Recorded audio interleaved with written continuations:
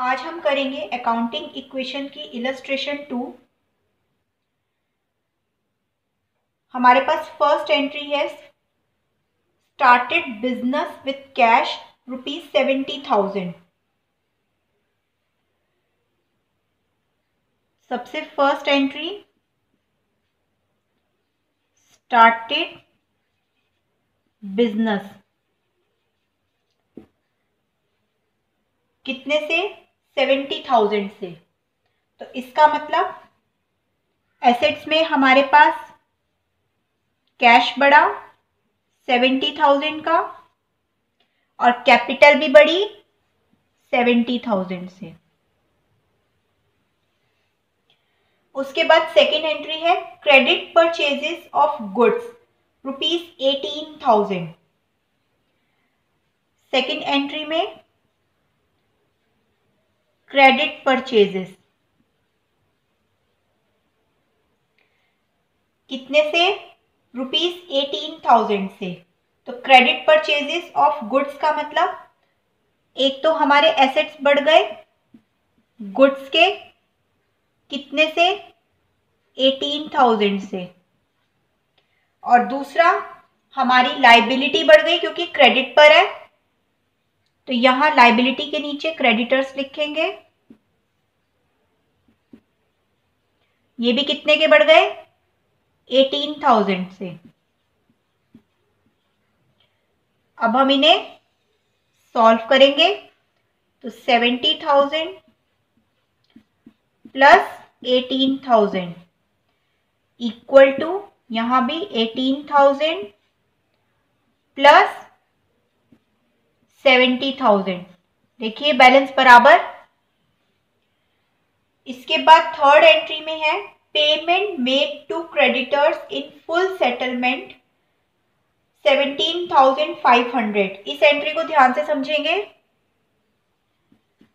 Payment made to creditors, payment made to creditors कितने? 17,500। ये entry हम बिल्कुल ध्यान से समझेंगे। क्रेडिटर्स को हमने पेमेंट करी है 17,500 की और वर्ड दिया हुआ है इन फुल सेटलमेंट। फुल सेटलमेंट का मतलब क्या है? सबसे पहले हम ये समझते हैं। मान लेते हैं किसी से हमने 500 रुपए लेने हैं, किसी से हमने 500 रुपीज लेने हैं और हम उससे रोज फोन करके याद करा रहे हैं कि आप प्लीज हमारे 500 रुपीज दे दो, लेकिन वो हमें दे नहीं रहा। और डेली हम उसे फोन कर रहे हैं कि भाई साहब आप प्लीज हमारे 500 रुपीज हमें वापिस कर दो। वो डेली कोई ना कोई बहाना बना रहा है, आज दे दूंगा, कल दे दूंगा, इस तरह से बहाने बनाते हुए बहुत दिन हो गए। एक दिन हमने उससे कह दिया कि भाई साहब आप एक काम करो, हमने आपसे 500 रुपीज लेने हैं, चलो कोई बात नहीं, आपसे 500 रुपीज नहीं दिए जाते, आप हमें 450 रुपीज ही वापिस कर दो। 50 रुपए हमने छोड़ दिए, चलो कोई बात नहीं, आपसे 500 रुपीज नहीं दिए जाते, आप हमें 450 रुपीज ही दे दो, कुछ तो दो। इतना बड़ा लॉस होने से अच्छा है कि आप हमें कुछ तो पैसे वापस करो। इसे कहते हैं फुल सेटलमेंट। फुल सेटलमेंट का मतलब जब हमें कहीं से कोई पेमेंट नहीं आ रही तो हम कहते हैं कोई बात नहीं, आप जितनी दे सको आप हमें उतने ही पैसे वापस कर दो। यहां भी यही चीज हुई है। अगर आप एंट्री देखो, हमने सेकेंड एंट्री में क्रेडिट में परचेज किया था, 18,000 के गुड्स हमने परचेज किए थे, 18,000 रुपीज हमने क्रेडिटर्स को वापस करने हैं। थर्ड एंट्री में वो कहता है पेमेंट मेड टू क्रेडिटर्स। यहां पे इस क्रेडिटर्स की बात हुई है कि 18,000 हमने देने थे उसे, लेकिन हमने उसे कितने दे दिए फुल सेटलमेंट में? 17,500।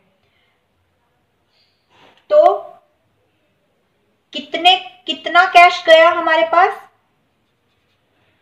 17,500 का। ठीक है,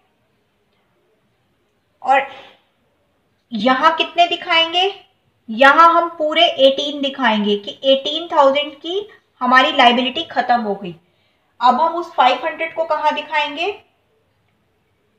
हम उस 500 को यहां दिखाएंगे। हमें 500 का प्रॉफिट हो गया, हमारे 500 रुपीज बच गए। हमने उसे 18,000 रुपीज देने थे, लेकिन हमने फुल सेटलमेंट में 17,500 रुपीज दे दिए।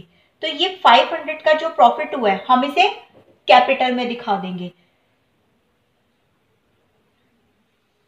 इसके साथ हम इसे सॉल्व करेंगे। 52,500 प्लस 18,000 इक्वल टू, यहां तो 0 आ गया और यहां 70,500। क्लियर हुआ आपको? एक बार दोबारा से समझते हैं इस एंट्री को। 18,000 रुपीज हमें क्रेडिटर्स को देने थे, लेकिन हमने उसे फुल सेटलमेंट में 17,500 रुपीज ही दिए। तो 18,000 के क्रेडिटर्स तो हमारे पूरे खत्म हो गए। हम तो उसे अब यही मान के चलेंगे कि हमने उसे 18,000 जितने देने थे हमने उसे सारे दे दिए, लेकिन दिए कितने गए? 17,500। हमने फुल सेटलमेंट में उसे 17,500 दिए।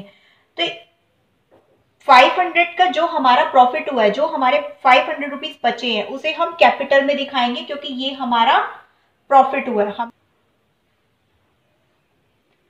इसके बाद लास्ट एंट्री है purchase of machinery for cash ₹20,000। Machinery purchase की गई है।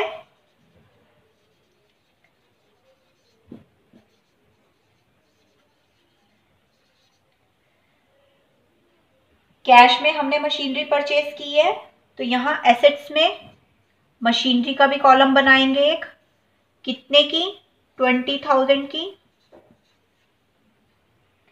और कैश में खरीदी है तो हमारा 20,000 कैश भी कम होगा। हम इसे फिर से सॉल्व करेंगे। 32,500 प्लस 18,000 प्लस 20,000 इक्वल टू 70,500।